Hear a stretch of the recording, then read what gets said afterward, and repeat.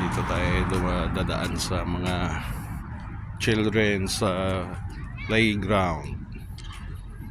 Ganda ng mga kalapati nila. Ayan. Hindi mailap, napaka matiwasay yung park ng Saudi Arabia. Children's playground. Mamayang hapon kasi Biyernes ngayon, punuan yan dyan hanggang gabi. Dito makikita nyo yung view, napakatarik na mga building nila. Ayos, may mga puno din. Ang punong ito ang susupply nito mga tubig sa ilalim para hindi siya mamatay kahit tag-init man. Tuloy-tuloy pa rin yung tubo niya. Doon sa tapat, yung kagabi, doon yung binabilhan namin ng mga makakain. Yan. Yung ano ba yan? Masali. Ayan, nililinis. Assalamualaikum.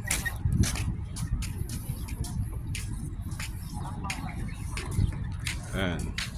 Yung kita yung parang kuhan yung spaceship. Yun yung dinadaanan papuntang Bata. Yan ang mosque nila. Yan. Kaya dito maglakad-lakad muna. Medyo masakit-sakit na yung tuhod eh. Ito yung sinasabi ko, umagang-umaga walang pahinga yung mga yan, maglilinis yan. Mamayang hapon may papalit na naman dyan para maglinis din. Napakaganda ng maintenance sila, hindi na kailangan ng ayuda ng kongreso na yan. Binubulsa lang rin nila eh. Dito sa Saudi Arabia, lahat pag magtrabaho ka bayad. Kaya lahat dito nagsisikap para sa pamilya. Ito yung children's playground nila. Yan. Tuwa yung mga bata dyan. Sa atin, pupunta ka pa ng mall, gagastos ka pa ng malaki. Dito sa kanila, libre. Wala ka nang iisipin. Yan, mga kalapati oh. Ang ganda. Hindi mailap. Mailap pa yung mga tao sa pangulo natin. Pero yung mga kalapati dito, yan o. Kaya lumalapit pa nga minsan eh. Kasi alam nila na may makakain sila eh. Pero yung pamunuan natin dyan sa Pinas, kahit na nandyan siya sa harap eh, wala man lang bumabati. Minsan wala tayong pakialam dyan sa mga politics na yan. Pero makikita natin kasi minsan sa balita saka sa mga YouTube na wala namang dapat fake news, totoo naman pala lahat eh. Kaya mga ka-OFW, tuloy lang laban. Dahil tatang. Assalamualaikum. Tanda, pero nagbubuhat pa rin yan. Lilinis. Ayan, dito pa yung iba. Pagdating ng mga alas 8 to, sigurado malinis na naman ulit to. Ayan, tatarik ng building nila nung nakaraan. Yun yung binidyo natin. Ito. Ayan. Hindi na muna tayo pupunta ng malayo kasi wala tayong budget. Sa Bata sana ay pambili ng ulam, pwedeng maglakad doon kasi mga 45 minutes din eh.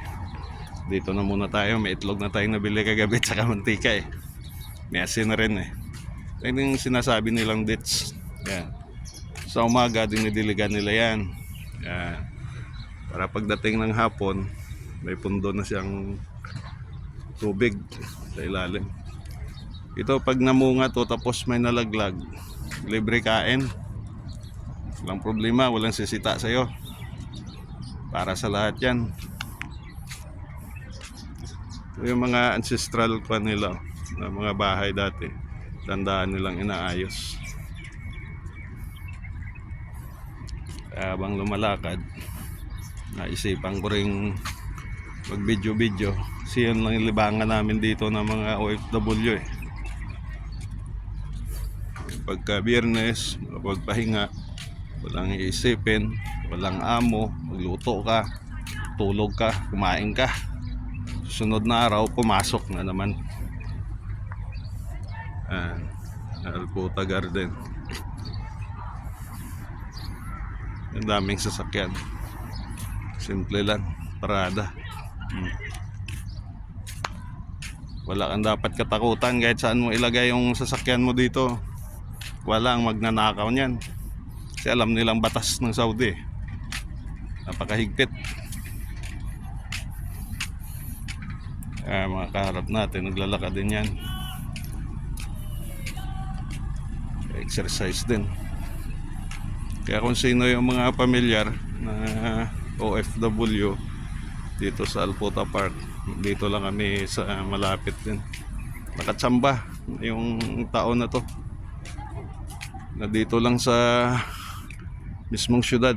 Hindi kagaya dati na nandoon tayo sa disyerto. Napakahirap ng buhay doon, pero survive na. Kasi wala kang makikitang tao. Pagising mo, planta ka agad ang makikita mo. Trabaho, accommodation. Yan ang mga kainan sa ilalim. Kaya medyo napaganda yung napuntahan natin. Kasi yung accommodation nila napakalapit lang dito sa park na to. Kaya mabuhay OFW. Saka mga kapwa ko empleyado ng SCCM. Mag-iingat tayong lahat. Ito lang yung larangan sa buhay.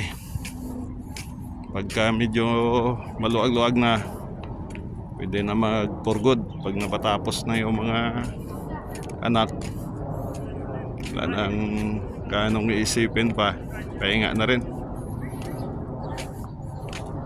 Ang importante yung obligasyon natin ay mapuna natin. Ito na, nakaikot na ako ng isang beses. Ayan ang accommodation namin. Aakyat na ako mamaya, magluto ng masarap na pagkain. Itlog na naman. Dito na naman tayo mag-end sa Alputa Yard. Ang Alputa na to sa Ilonggo iba eh. Buti nga dito sa Saudi Al eh.